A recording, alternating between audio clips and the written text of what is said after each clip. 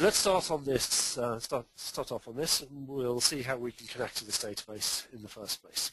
Now here I've already got a connection set up, and in order to connect to it, all I need to do is double click on it, and it'll take me through the login process. If I didn't have that connection set up, what I would have to do would either, in the first place, if I was the administrator, I'd have to create a new, what we call a new schema. So what this means is you're connecting to the Oracle or MySQL database for the first time, and you're setting up all the things that Instant JChem needs in that database to be able to use it. And what Instant JChem is doing here is it's setting up a few tables that it's using for its own purposes to store the information that it uses, the things like the definitions of the fields and the forms and things like that. Some of these things are shared between all users, and some of these things belong to particular users. But when we go and use the new schema wizard, we select what type of database we want, whether we want another local database, whether we want to connect to a MySQL database, or whether you want to connect to an Oracle database. And in the next step, you'd specify in your connection details. You'd specify the URL of the database and the username and password which you're going to use to connect to it. And then once you'd entered that information in, you would it would set up those database tables in the database, and it would then be ready for use by Instant JChem. In this case, we've already done that, and those tables already exist. If now you are a new user and wanting to connect to that database that your administrator had set up for you, you don't use new schema, you use connect to schema.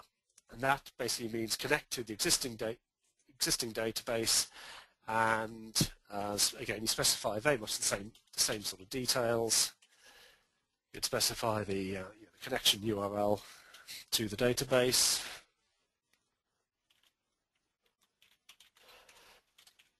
the username and password.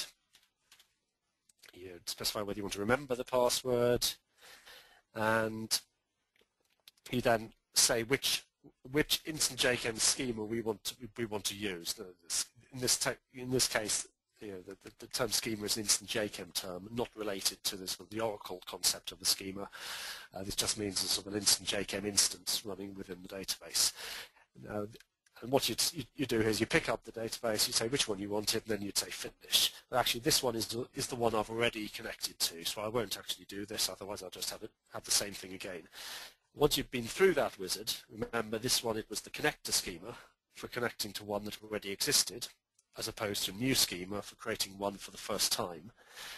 You'd end up with a situation like this, that you have the database connection set up in your project, and you are ready to use it.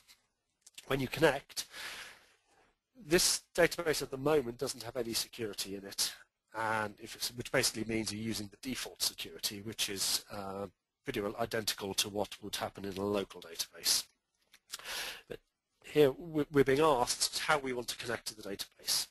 And we're being asked whether we want to connect in basic administrators mode, where we can make changes to the database in terms of creating and deleting tables and doing those sort of admin type tasks, or whether we want to connect as a normal user, where you can't make changes to the database such as creating tables and things like that, but multiple users can connect at the same time and use the database. If you're connecting in the administrative mode, what we call the single user mode, only one person can be connected at the time. And you basically only get this prompt if you have sufficient privileges to be able to do administration in the database. So a normal user without those privileges would never see this dialog, so wouldn't have to make the choice. In this case, we're going to connect initially as the schema owner in single user mode,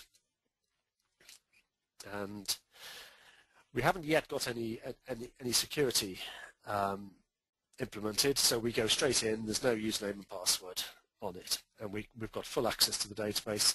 And like this, it's really behaving in a very similar way to a local database would be. We can see the contents of the database, and we can start using it in exactly the same way that we would for a local database. So in this case,